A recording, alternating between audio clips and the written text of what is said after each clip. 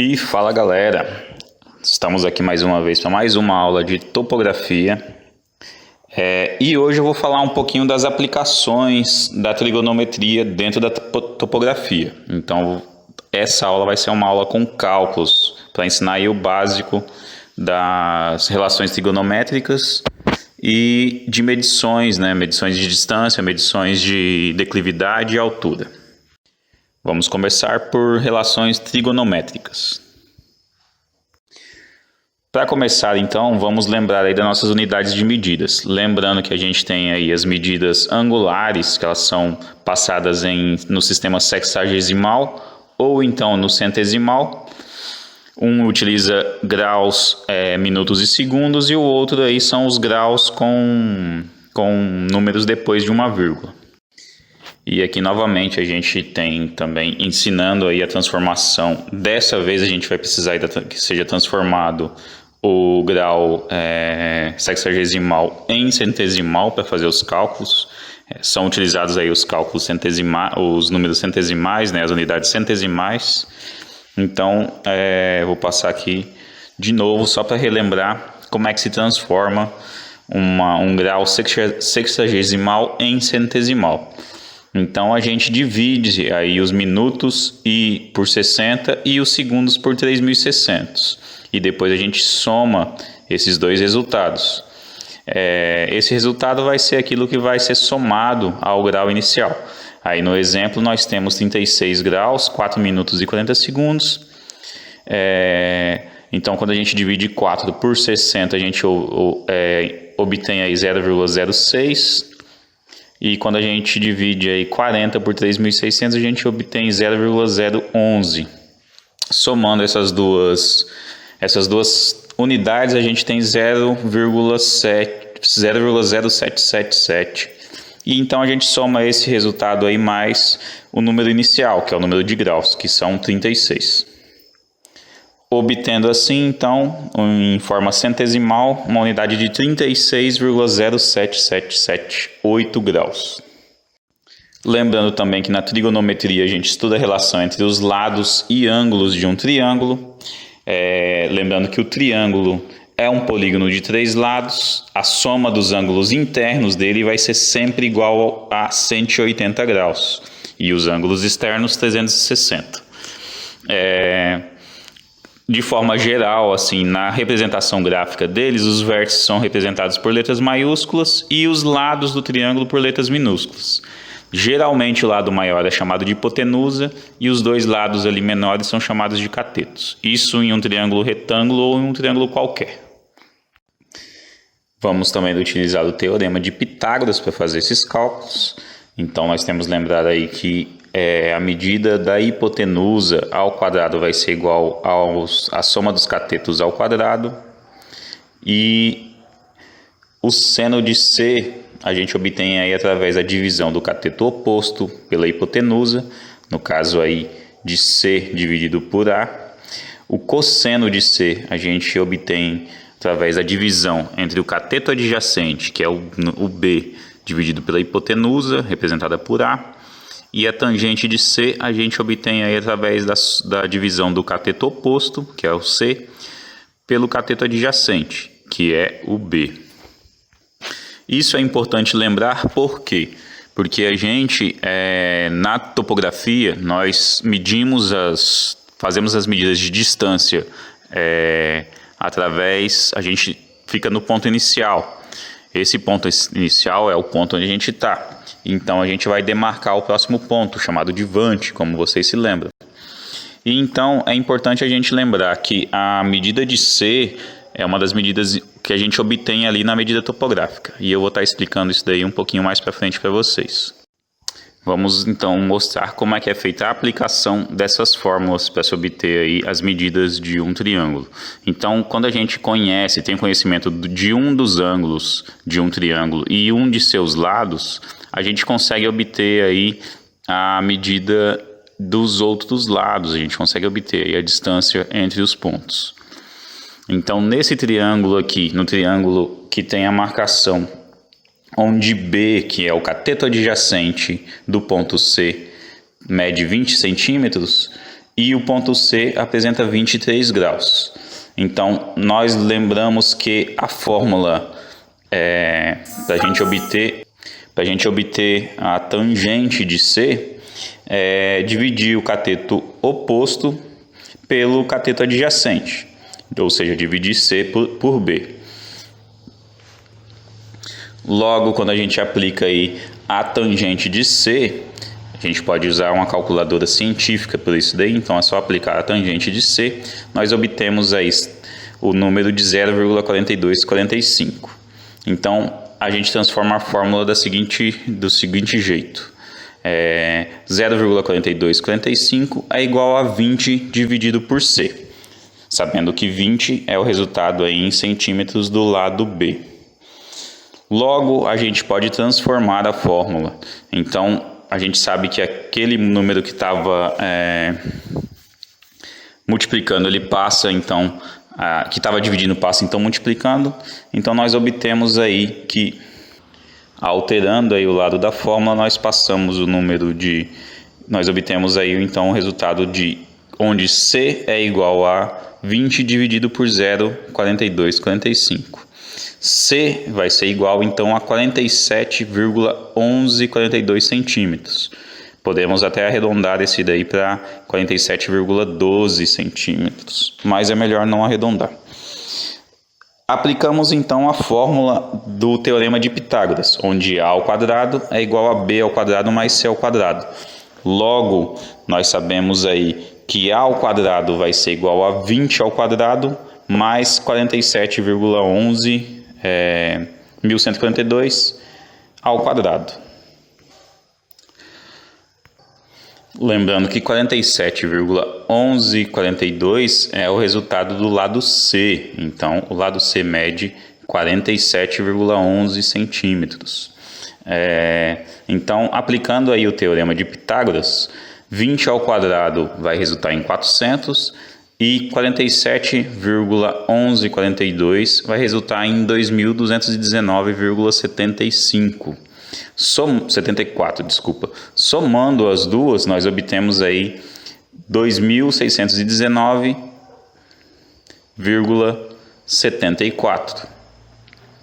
Logo, para transformar, a gente sabe que para obter o resultado aí, quando a gente tem uma equação que tem um coeficiente ao quadrado resultando aí pela raiz quadrada de outro número, nós aplicamos então a raiz quadrada para eliminar o quadrado.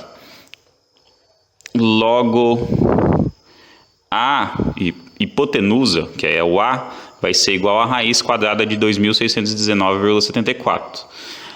Logo, a hipotenusa mede então 51,18 centímetros. E dessa forma nós obtemos aí os três lados desse triângulo. E qual que é a aplicabilidade disso então?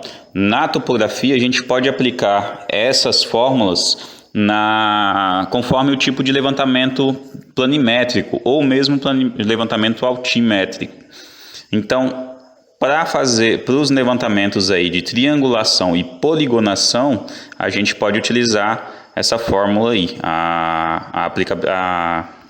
as fórmulas de relação trigonométrica. A seguir eu vou dar exemplificando aí um pouco como que são feitos os levantamentos planimétricos por triangulação e os por poligonação, que são os mais utilizados hoje. O levantamento por triangulação, então, ele é muito aplicado aí em áreas pequenas, áreas não muito grandes no caso, medidas aí em poucos quilômetros até. Então, a área ela é dividida em pequenos triângulos, sendo eles demarcados por pontos, eles definidos aí os pontos.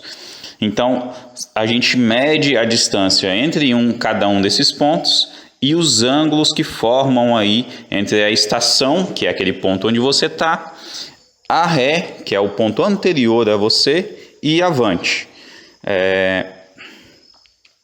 Então, o cálculo da área é feito então pela fórmula do semiperímetro, que basicamente vai fazer uma somatória aí das áreas dos triângulos. Para isso, então, nós utilizamos as três fórmulas, onde o perímetro é igual à soma dos pontos dos lados A mais B mais C dividido por 2, e o cálculo de área de cada um desses triângulos é feito pela raiz quadrada do perímetro vezes o perímetro menos A, vezes o perímetro menos B e vezes o perímetro menos C. A área total, então, a gente soma aí as áreas 1, 2, 3 e 4, como no exemplo, para obter um tamanho total. Na poligonação, são aplicados aí os mesmos princípios, porém é utilizado mais em áreas grandes, possibilita aí então a medida de áreas bem maiores e também possibilita a medição em áreas abertas, diferente da triangulação. A triangulação é feita para área fechada. O que é uma área aberta e uma área fechada? Uma área aberta é aquela onde você começa de um ponto e termina no próximo, num ponto desconhecido, ou num ponto mesmo que seja conhecido, mas sem dar início. Já uma área fechada, você começa o levantamento em um ponto e termina nesse mesmo ponto. A poligonação ela pode ser classificada pela figura que ela forma, ou então pelo tipo de controle de pontos. A gente vai ver isso a seguir. Então, a poligonação de figura aberta é aquela onde a gente finaliza ela em um ponto até então desconhecido ou conhecido, mas ele não retorna ao primeiro ponto. E a poligonação fechada, ela finaliza aí no ponto de partida. Então, ela vai fechar uma área, para você obter a medida de uma área aí fechada. Como vocês podem ver aqui nas figuras, a primeira figura da esquerda mostra uma poligonação de figura aberta e a segunda uma poligonação de figura fechada. Quando nós classificamos então por controle dos pontos, a gente vai para a poligonação então de ponto fechado, que é a mesma, significa aí na mesma questão a de figura fechada, a poligonação em quadrado, onde ela parte de dois pontos com coordenadas conhecidas e termina em dois pontos de coordenadas desconhecidas, de coordenadas conhecidas. Isso é utilizado, por exemplo, para medição de estradas ou para para realizar aí algum cálculo referente a uma estrada, por exemplo, curva de nível ou alguma outra coisa, ou dimensionamento de estradas. Então, os dois primeiros pontos são conhecidos e os dois últimos pontos também devem ser conhecidos. Pode ser utilizado para demarcar uma distância em linha reta de uma área a outra, ou uma distância aí tomando alguns pontos. A poligonação com controle de pontos conhecida como semicontrolado, então ela vai partir de dois pontos conhecidos rumo ao desconhecido. Você termina essa poligonação dentro de uma área onde não tem aí já coordenadas conhecidas. E a sem controle, você parte e termina sem ter conhecimento de coordenadas, né? Sem ter um conhecimento prévio das coordenadas. Ela é demarcada naquele momento em que você está fazendo. Nessa figura aqui nós podemos ver os exemplos das poligonações da enquadrada. Na figura inferior, na poligonação semicontrolada, e na figura da direita, a poligonação sem controle. As medidas de distância. Vamos ver então agora sobre as medidas de distância. Como são feitas essas medidas? A gente olhou na aula passada quais são as medidas utilizadas para a aferição de distância, mas agora nós vamos olhar aí como são feitas as medidas de distância. A medida de distância, de forma geral, na topografia, ela leva em conta aí a distância horizontal entre dois pontos, ou seja, ela leva em conta aí a distância entre o primeiro ponto e o segundo ponto, sem que haja influência da declividade. Então, mesmo que você esteja fazendo uma medida de uma área elevada, a distância horizontal vai ser medida daquela distância de forma do horizonte, entre o ponto 1 e o ponto 2. Essas medições podem ser por processo direto ou indireto, e elas também possuem classificação.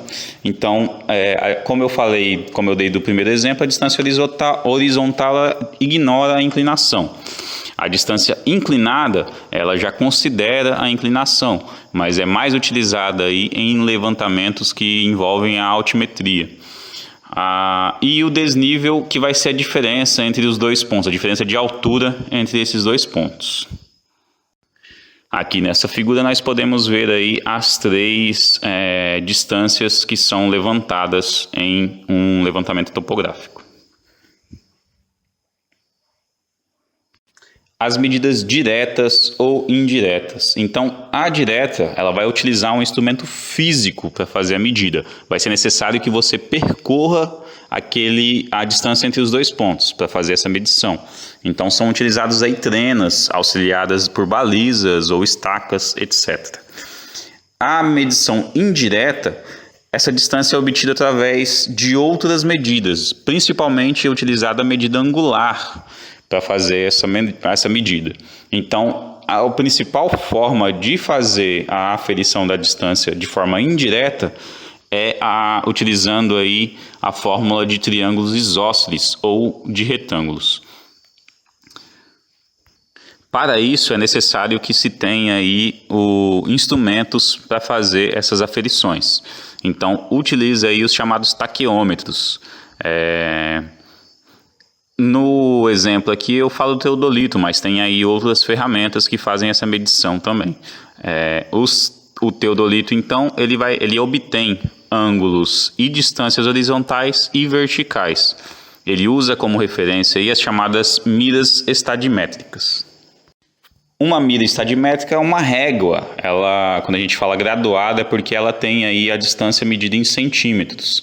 Essas miras estadimétricas elas apresentam essa graduação em centímetros, decímetros e metros. Na figura aqui a gente pode ver que ela tem áreas pretas e brancas, como se fossem pequenas listas pretas. As áreas pretas correspondem a 1 centímetro ímpar, enquanto as áreas brancas constituem centímetro par. Então, a medida entre a distância entre um ponto preto ou uma lista preta e outra lista preta é de 1 centímetro. Então, essa medida aí são as de centímetros. Os números geralmente estão relacionados a decímetros, então é uma distância de 10 centímetros entre eles. E a distância em metros, ela é marcada por pontos ou por esses círculos. Como você pode ver na figura, a gente tem aí. Na parte de baixo da mira, a gente tem um ponto. Então, quer dizer que dentro daquela distância ali, a gente está vendo 1 metro. Já a segunda mira significa que tem 2 metros. E a terceira mira significa que tem 3 metros. Isso é em relação à altura. Quando você aponta a mira do teodolito, a luneta do teodolito para a mira, então você vai conseguir ali saber a distância entre o seu ponto de referência, a distância horizontal, onde você está olhando, e a altura do ponto de referência, né? do ponto que você está visando fazer a medida. Então, no retículo da luneta do teodolito, a gente tem aí algumas marcações que são paralelas entre si. Elas têm aí uma mesma distância. Essas marcações são chamadas aí de fio superior, fio médio nivelador, que é aquele no ponto central, fio inferior e temos também aí o fio colimador. A distância vertical, então, ela é medida através da projeção dessas marcações, essas marcações que estão na luneta da mira, na mira estadimétrica. Então, o ponto onde você marca, onde você coloca, no segundo ponto, no caso, onde você coloca a mira e você aponta do primeiro ponto o teodolito, você vai saber através da marcação desses fios, né, dessas marcações na luneta, qual que é a diferença de altura. E essa diferença de altura você vai obter através da triangulação do ângulo do ponto onde você está, a triangulação da medida horizontal para o ângulo vertical. A gente vai entender melhor um pouquinho no próximo slide. Para fazer o cálculo aí, nós temos que adotar alguns conceitos, algumas medidas. É chamado de ângulo zenital, representado pela letra Z, o ângulo que forma entre a vertical do ponto onde a gente está e a linha visada, ou seja, o ponto onde a gente está vertical seria ali a marcação de 0 grau. Ele é uma linha imaginária que sobe em direção ao céu, marcando aí 0 grau de referência ao ponto horizontal. Então, quando a gente posiciona o teodolito, a gente tem uma marcação aí de 90 graus em referência à linha horizontal para o zenite. Essa faz a diferença. O ângulo zenital, ele pode variar aí de 0 a 180 graus. Já o ângulo vertical, ele é formado entre a linha do horizonte, essa linha que ela é formada no ângulo de 90 graus em relação ao zenite, ao ponto zero, e aquela linha visada, ou seja, a linha onde você está mirando. Esse ângulo vertical, ele já pode variar aí de 0 a 90 graus positivos quando você aponta a mira para cima, né? E 90 graus negativos quando você aponta para baixo, no caso de você estar fazendo a medida de uma descida, por exemplo. Adotamos como terminologia também a sigla FI, que é a leitura da linha inferior marcada ali na luneta do teodolito, FS para a linha superior e FM para a linha média. E as siglas DH para a distância horizontal e DI para a distância inclinada. Aqui na imagem nós vemos aí o exemplo prático de como são adotados aí essas medidas, né? Essas terminologias. Então, a gente tem ali marcando o Z em 0 grau o zenite, a gente tem o ângulo vertical, que é a linha do horizonte, ele tem ângulo de 90 graus em relação ao zenite. Na marcação a gente também tem o ponto zero chamado de nadir, mas ele não é muito utilizado para cálculo assim. E nós temos ali uma setinha apontando que ela seria ali a linha visada, ou a linha onde você vai mirar, ela é chamada de linha visada.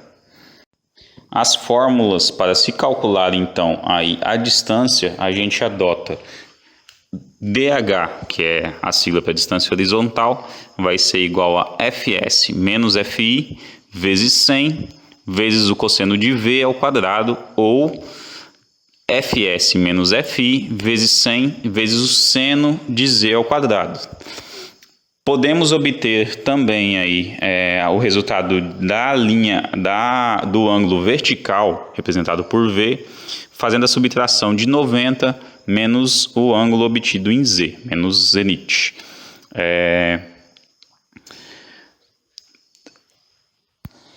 Temos que saber também que a diferença entre a linha superior e a linha média e também a linha vai ser a mesma entre a linha média e a linha inferior, uma vez que a marcação da luneta do teodolito é uma marcação paralela, equidistante, então ela sempre tem marcações iguais ali. Podemos também obter aí a medição da linha média, somando aí a linha superior com a linha inferior, Fs mais Fi, e dividido por 2, que na verdade aí seria o mesmo resultado, né? É como se fosse uma média. Aqui temos um exemplo. Então, nesse exemplo é conhecido que Fs, a marcação superior, ela vai ser igual a 2,48 metros. A marcação inferior, a linha inferior, vai ser 2,43 metros. O zenite que foi obtido, ele é de 45 graus. Então, o correspondente aí, o ângulo vertical, também é de 45 graus, visto que ele é metade de 90. E para informações do nosso cálculo, o seno de Z o seno do zenite, o seno de 45 graus, ele é igual a 0,70. Então vamos já ao cálculo. Então a distância horizontal, a distância entre o ponto A e o ponto B, nesse exemplo, ele vai ser igual a 2,48 menos 2,43, multiplicado por 100, multiplicado por 0,70 ao quadrado. Logo, a distância horizontal é igual a 0,05 vezes 100 vezes 0,49.